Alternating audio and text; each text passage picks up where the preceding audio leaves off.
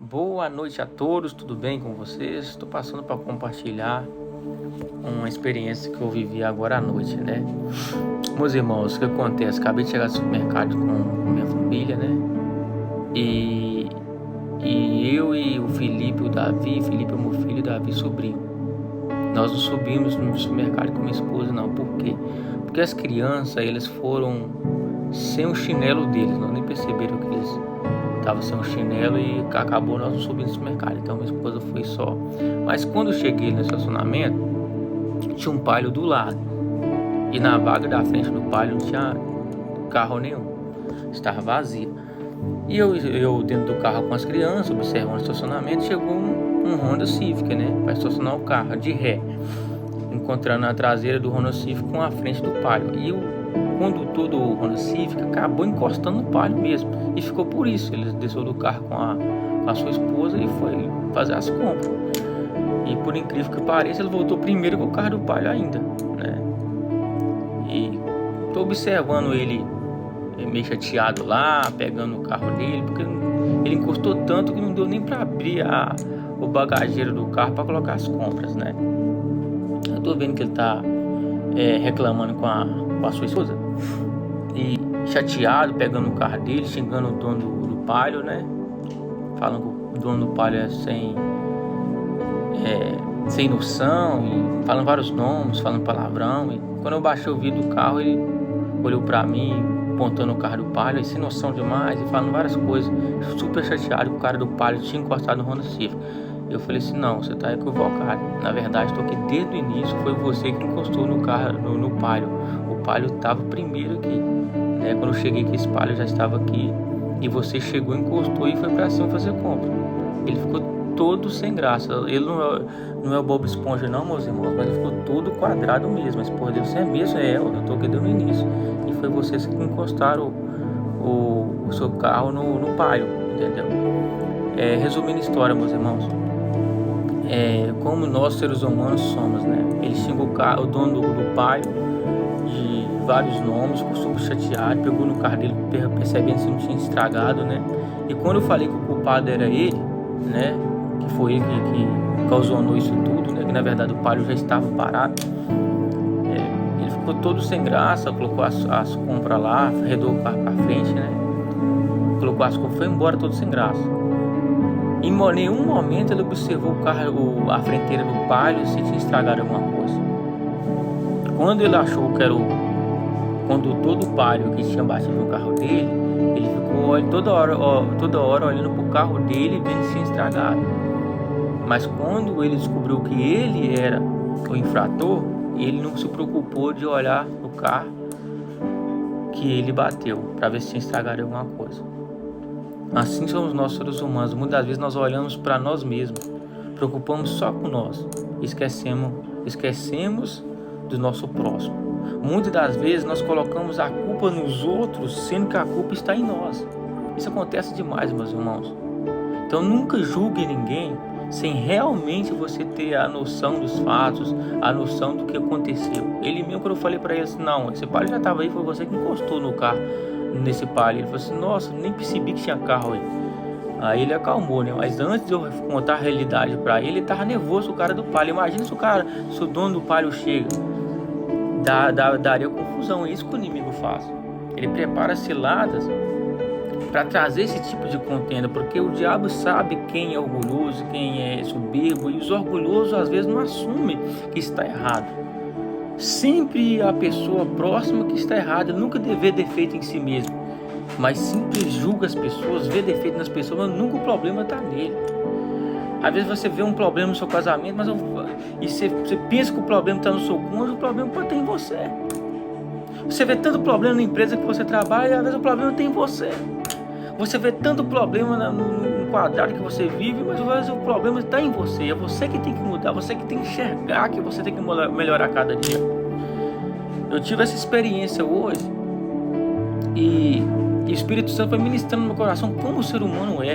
Ver o problema nos outros, o defeito nos outros, o problema estava nele, o defeito foi ele. Quem causou o problema todo foi ele. A esposa dele testificou isso, né? Ela viu ele xingando o dono do Palio, mas Todas aquelas palavras que ele usou com o dono do palio, quando eu relatei que ele que era o infrator, aquelas palavras voltou para ele, porque ele, o infrator foi ele. Então você julga, toda vez que você julga uma pessoa, toda vez que você fala mal de uma pessoa, essas palavras voltam para você. Então sempre abençoa as pessoas, sempre entende as pessoas, porque você é defeituoso, você tem problema. Nunca amaldiçoa ninguém. Quando você amaldiçoa uma pessoa, aquela maldição não volta para você. Vamos lá para a palavra de Deus, lá em Mateus. Quem Mateus fala? É Mateus 7. Vamos ler Mateus para vocês verem o que Jesus ensinou lá no Sermão da Montanha.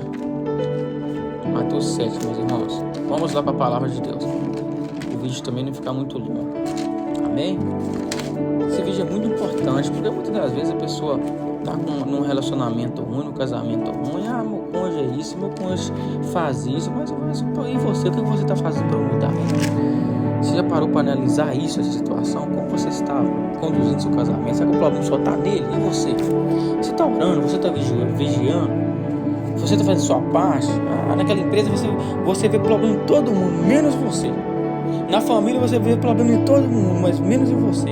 Será que você não tem que parar para refletir que você também tem um problema? Se você se consertar, as coisas ficam melhor. Mateus 7, 3, Mateus 7. Não, estou em Marcos, mas perdão, estou em Marcos. Vamos lá em Mateus. Vamos lá em Mateus. Vamos para a palavra, porque minha opinião aqui não vale nada. A sua opinião não vale nada. O que vale é a palavra de Deus. Se eu falar alguma coisa de mim, não vai adiantar nada. Mas se eu te mostrar na palavra de Deus, ela traz vida para o seu coração. Jesus disse para a mulher samaritana no poço: aquele que beber dessa água nunca mais será sede. Então essa aqui está a verdadeira água para você. Então Mateus 7, 3. Por que reparas tu no argueiro que está no olho do teu irmão, e não vês a trave que está no teu olho? Meus irmãos, argueiro no original hebraico é um pequeno cisco. E Jesus disse: por que reparas tu um argueiro que estás no olho do teu irmão, um pequeno cisco, e não vês uma trave que está no teu olho? Uma trave no original hebraico é grande tronco. O que Jesus quis dizer com isso? Você vê pequenas coisas no seu irmão, julga, fala mal, mas você está com um grande tronco no teu olho, um grande problema na sua vida. Às vezes você vê um defeitinho no seu irmão, já uma tempestade no copo d'água, mas você está com um tronco na sua vida que precisa ser removido. O que Jesus fala no Mateus 7, primeiro, não julgueis para que não seja julgado, porque com o juízo com que julgueis, sereis julgados. Então, meus irmãos, problema todo mundo tem. Então, vamos aprender a viver com os problemas do nosso próximo. Vamos ser mais compreensivos.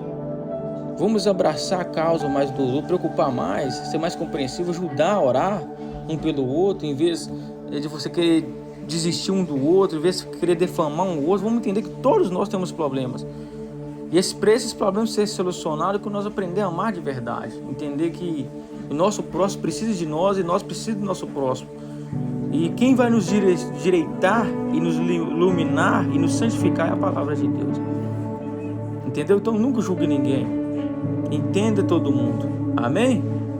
Porque o dono do Civic achou que o dono do palio era errado, mas foi ele que bateu. Eu estava prova de lá nessa noite. Né, meus irmãos? Jesus disse: ou como dirás a teu irmão, deixa-me tirar o argueiro do teu olho, estando uma trave no teu? Não tem como você querer julgar seu irmão se você também tem um grande defeito na tua vida. Nós todos precisamos de ajuda, né? Mas pela luz da palavra nós podemos tentar guiar uns aos outros, né?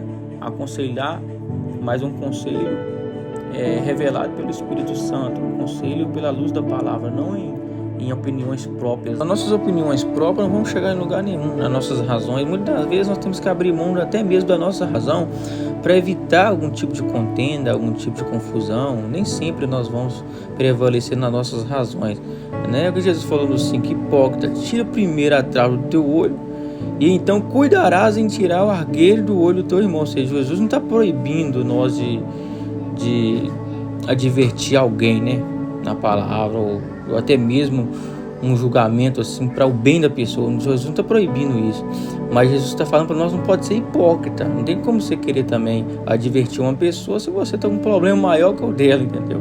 Não tem como. Então você tem que corrigir sua vida primeiro para depois você tentar querer ajudar as outras pessoas. Amém? Deus abençoe poderosamente você, sua casa, sua família, né? Que praga nenhuma chegará à tua tenda, que as bênçãos do Senhor te acompanhem sempre, e que a luz da palavra te guia e visita a sua mente e seu coração. Deus abençoe, boa noite.